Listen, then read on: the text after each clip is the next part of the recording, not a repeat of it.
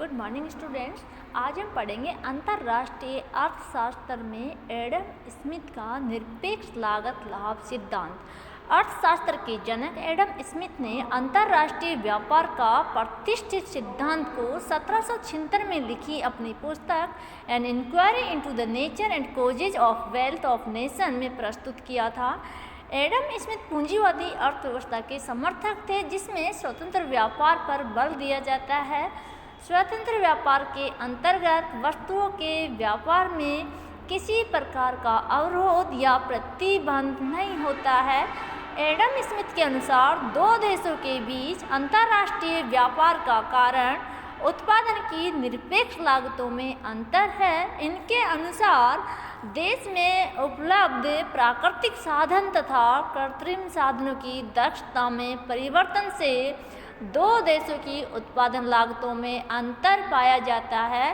इस अंतर के कारण ही दोनों देशों के बीच अंतर्राष्ट्रीय व्यापार होता है।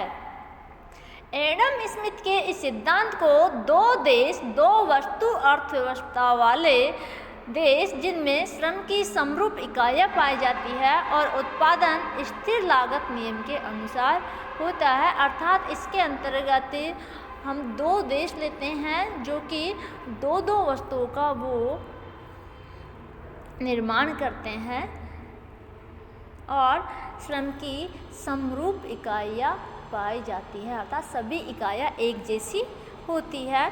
निरपेक्ष लागत लाभ इस सिद्धांत के अनुसार मुक्त और अबंध अंतर्राष्ट्रीय व्यापार देशों की ऐसी वस्तुओं के उत्पादन व विनिमय में विशिष्टीकरण करने की प्रेरणा देता है, जिनमें उन्हें अन्य देशों की अपेक्षा निरपेक्ष लागत लाभ प्राप्त है। जब देश निरपेक्ष लागत के आधार पर विशिष्टीकरण करता है तो वह उस वस्तु के उत्पादन में विशिष्टीकरण करेगा जिसमें उसे निरपेक्ष लागत लाभ प्राप्त होगा।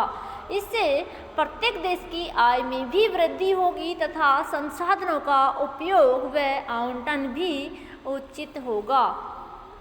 निरपेक्ष लागत सिद्धांत की मान्यताएं: दोनों देशों की रुचियाँ समान है, तकनीकी ज्ञान अपरिवर्तित है, अर्थात जो टेक्नोलॉजी है वो कांस्टेंट है।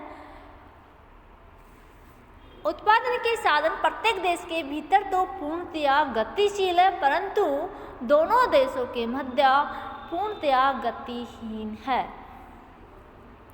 दोनों देशों के बीच स्वतंत्र व्यापार है, अर्थात वस्तुओं के व्यापार पर कोई प्रतिबंध नहीं है। दोनों देशों में उत्पादन के सभी साधन पूर्ण रोजगार में लगे हुए हैं। दोनों देशों के बीच व्यापार में कोई परिवहन लागत नहीं होती है। अंतर्राष्ट्रीय बाजार में पूर्ण प्रतियोगिता है। दो देश दो वस्तु एक साधन मॉडल पर आधारित है, अर्थात एक ही साधन का प्रयोग इसमें किया जाता है, ओनली श्रम साधन, पूंजी यहाँ पर नहीं होती है। श्रम उत्पादन का एकमात्र साधन है, अतः उत्पादन में संपूर्ण लागत केवल श्रम लागत ही है। सभी श्रम की इकाइयाँ समरूप है, अर्थात श्रम की कुशलता सभी उद्योगों में समान है। स्थिर लागतों या प्रतिफलों के नियम के अधीन वस्तुओं का उत्पादन होता है। दोनों देशों में वस्तु विनिमय प्रणाली के आधार पर व्यापार होता है। इसे हम निम्न तालिका के द्वारा समझ सकते हैं।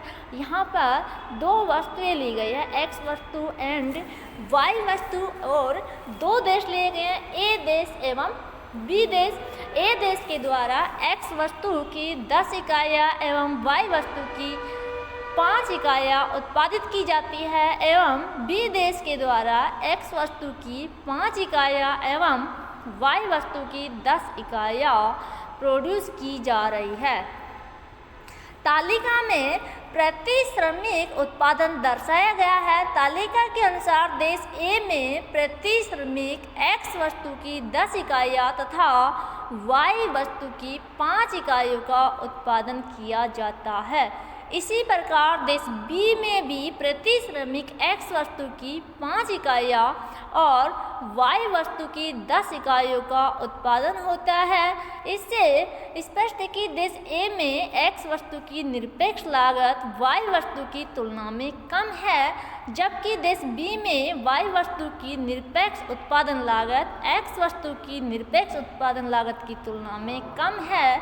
इसलिए दोनों देशों में अंतर्राष्ट्रीय व्यापार संभव है। अंतर्राष्ट्रीय व्यापार होने पर देश A X वस्तु के उत्पादन में विशिष्टीकरण करेगा, वह X वस्तु का निर्यात करेगा एवं Y वस्तु का आयात करेगा, और देश B Y वस्तु के उत्पादन में विशिष्टीकरण करके Y वस्तु का निर्यात करेगा तथा X वस्तु का आयात करेगा।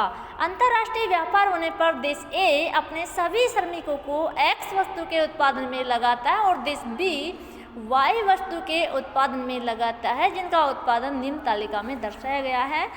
X वस्तु एवं Y वस्तु A देश के द्वारा X वस्तु की, क्योंकि X में विशिष्टीकरण कर रहा है इसलिए X की 20 इकाइयों का उत्पादन किया जा रहा है, एवं B देश Y वस्तु की 20 इकाइयों का उत्पादन कर रहा है। इस प्रकार यदि हम देखते हैं कि पहले A देश में टोटल उत्पादन 15 इकाइयाँ हो रहा था, जबकि B देश में भी 15 इकाइयाँ हो रहा था, लेकिन अब उत्पादन बढ़ गया है।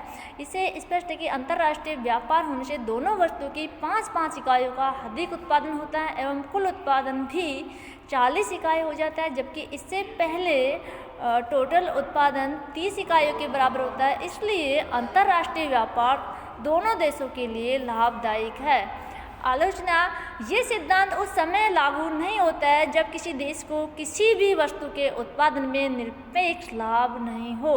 अधिकतर पिछड़े देशों में श्रम और मशीनों की अकुशलता के कारण उत्पादन की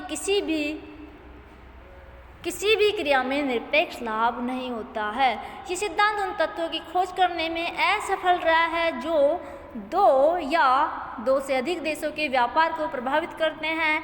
एडम स्मिथ का आधिक्य के निर्गम का सिद्धांत पिछड़े देशों के विकास की प्रक्रिया पर गंभीर प्रतिकूल प्रभाव डाल सकता है।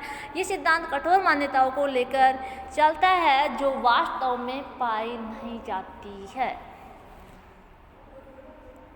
थैंक्स।